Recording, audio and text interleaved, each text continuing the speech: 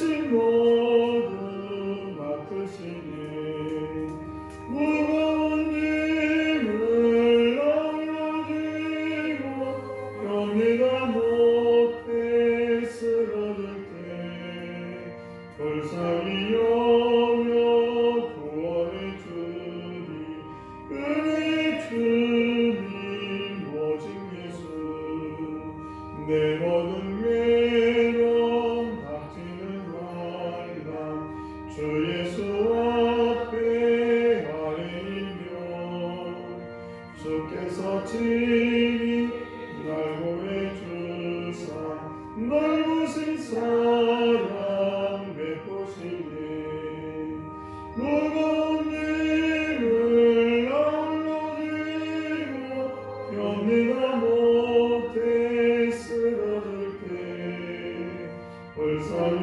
여겨 구원해 주니 은혜의 주님 오직 예수 내 짐이 점점 무거워질 때 주 예수 앞에 아뢰이며 주께서 친히 날 구해주사 내 대신 짐을 져주시네 무거운 짐을 널어지고 견디다 못해 쓰러질 때 불쌍히 여겨 구원해 주니 은혜의 주님 오직 예수 마음에 실려 무서운 죄를 주 예수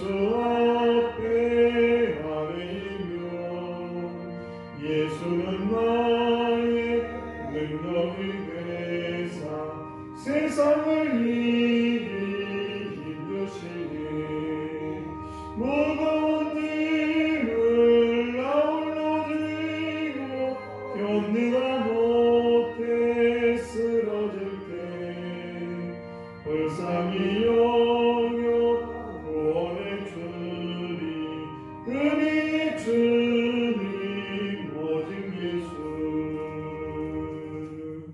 아멘. 오늘 이 새벽 우리 주신 하나님 말씀입니다.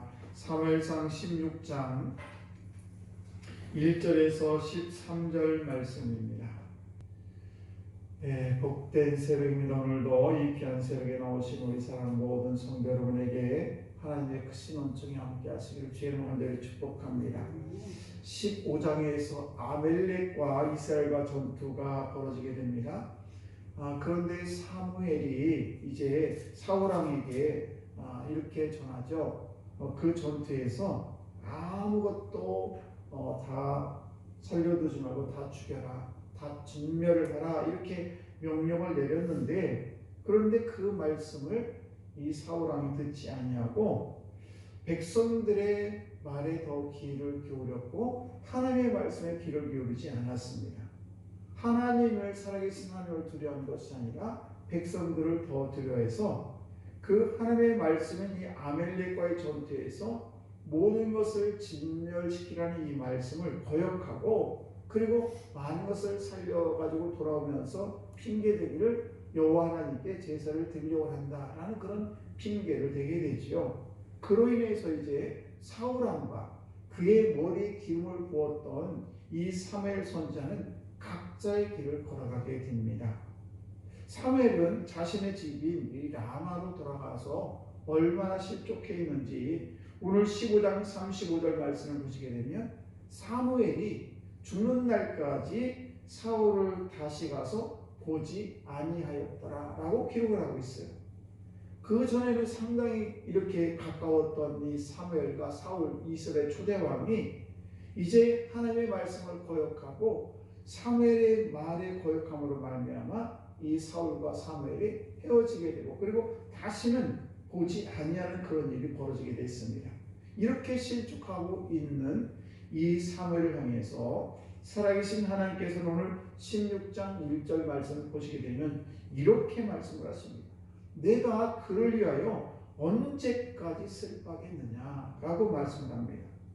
사랑하는 성도 여러분, 오늘도 이 귀한 새벽에 우리가 나오셨는데 여러분들 혹시 가정에 여러 가지 문제가 있다면 그 문제를 가지고 언제까지 슬퍼하고 언제까지 그 문제 때문에 우리가 정말 하나님 앞에 기도하지도 못하고 주눅들어서 오늘 라마 자기 집에 돌아갔던 이 사무엘처럼 그런 삶을 살려고 하느냐라는 그런 말씀을 우리에게 간접적으로 전해주고 있는 것입니다.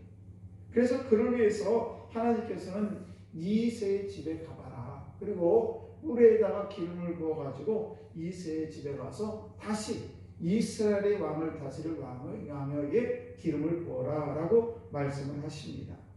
그리고 이 하나님께서 그 이새의 집에 한 왕을 내가 보았다라고 하면서 그 이새의 집에 이 사무엘을 파견하게 된 것을 보게 되는데, 이 하나님께서는 어떤 사람을, 많은 사람들이 있는데 어떤 사람을 하나님께서는 사용하시는가라는 것입니다.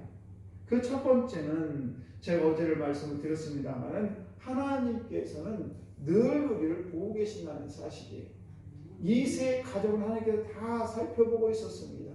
8형제가 있는데 그 8형제를 하나님께서 다 보고 계셨다는 사실입니다.